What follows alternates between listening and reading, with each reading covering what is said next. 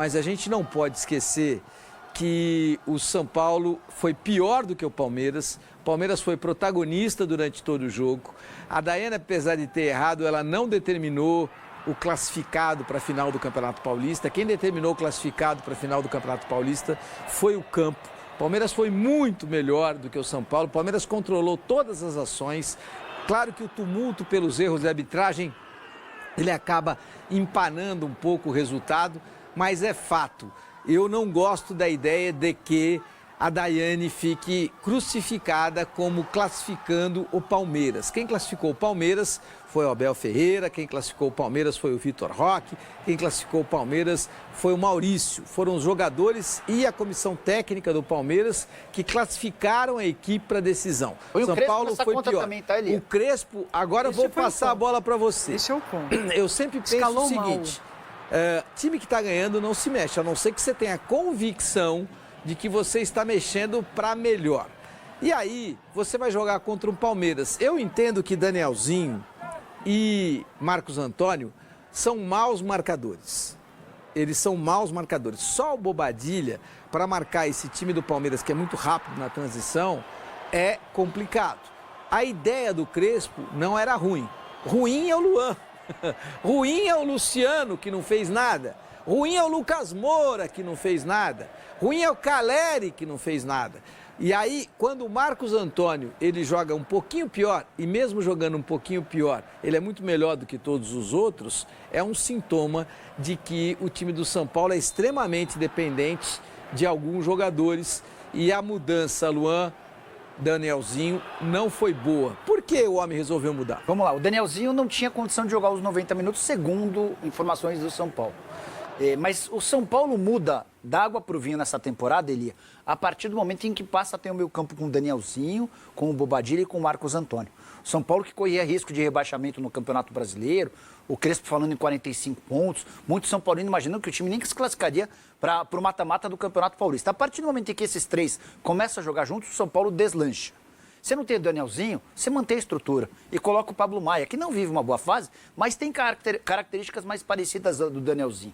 O Luan, até outro dia, era um jogador encostado no São Paulo. E parece acima do peso também. Ele só continuou no São Paulo porque não existiram propostas, as poucas que apareceram ele não aceitou.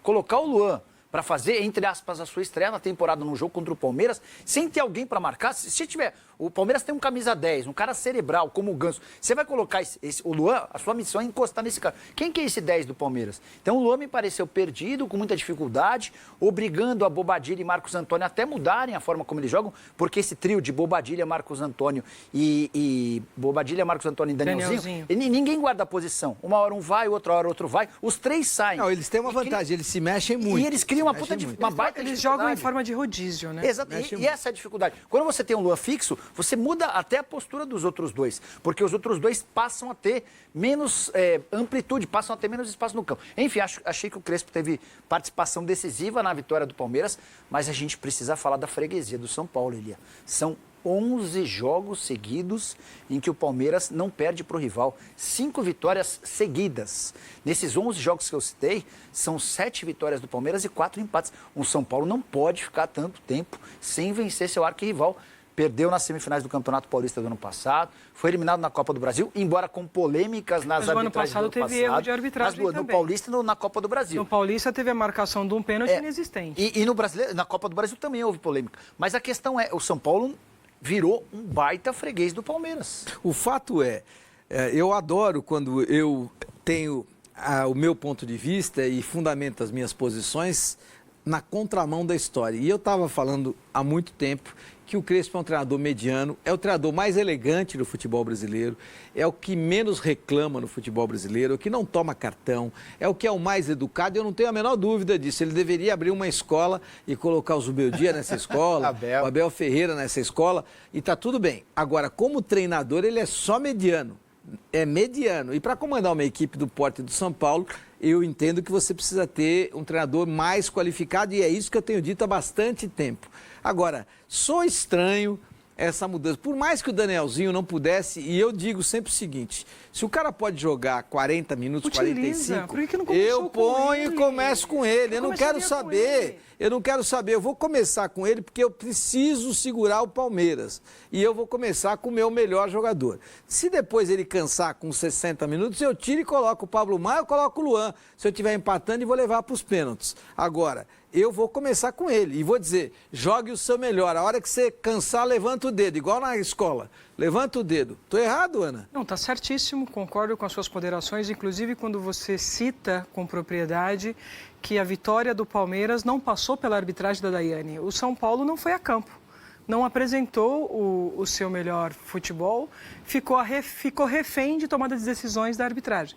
Essa é a verdade. E aí transfere essa responsabilidade para a arbitragem, que sim, teve uma arbitragem polêmica. Eu já dei aqui a minha opinião, não vamos entrar nessa seara. Mas eu concordo com você, acho que o Crespo foi muito infeliz em não ter entrado com o Danielzinho. Eu iria com o Danielzinho, como você mesmo citou aqui, joga o seu melhor, o máximo que você puder, e depois a gente resolve. O que me chama a atenção também é que o São Paulo, recentemente, até para equilibrar, né, a questão do Crespo, essa questão técnica, trouxe o Rafinha, que é um ídolo, um jogador que estava como comentarista e passou a ser um gestor, um gerente de futebol do São Paulo para contribuir também nessa tomada. E tem tamanho para dizer para o Crespo, ó, sou contra essa mudança. Para contribuir tem tamanho nessa tomada de decisões. E o que me assusta é exatamente ele ter permitido.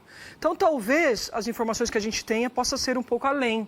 Porque não é possível, se você tem o Danielzinho para jogar 40 minutos, você não começar com ele, sendo que o time estava redondo com ele.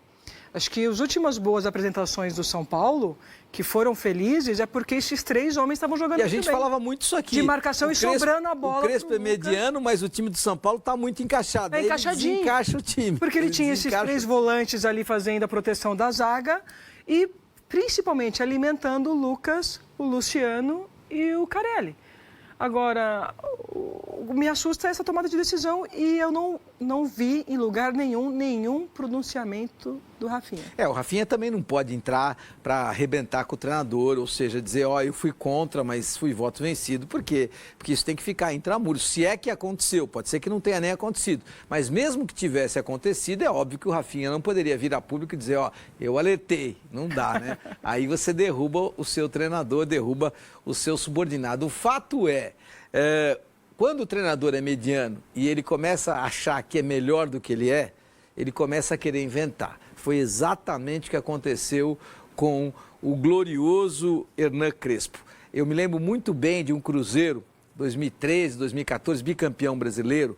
Era um time extremamente encaixado, aqueles 11 eram extremamente encaixados. O treinador era o Marcelo Oliveira, treinador mediano, mas que não atrapalhava em absolutamente nada. E o time jogava sozinho. O time jogava, aqueles 11 jogavam por música. Tinha o Ricardo Goulart e tinha o Everton Ribeiro, que hoje está lá no Bahia, era jovenzinho, jogava uma barbaridade. E o time encaixado, o Fábio era o goleiro. Aquele Cruzeiro. Ele fez um golaço contra o Flamengo. E aí esse time ganhou e foi bicampeão brasileiro. E não precisava ter grandes modelos, grandes alternativas táticas. E o Marcelo era inteligente para não fazer absolutamente nada e deixar o time encaixadinho. Coisa que o Crespo desta vez não teve competência para. Ou seja, o Luan comprometeu? Não. O Luan foi responsável pelos gols do Palmeiras?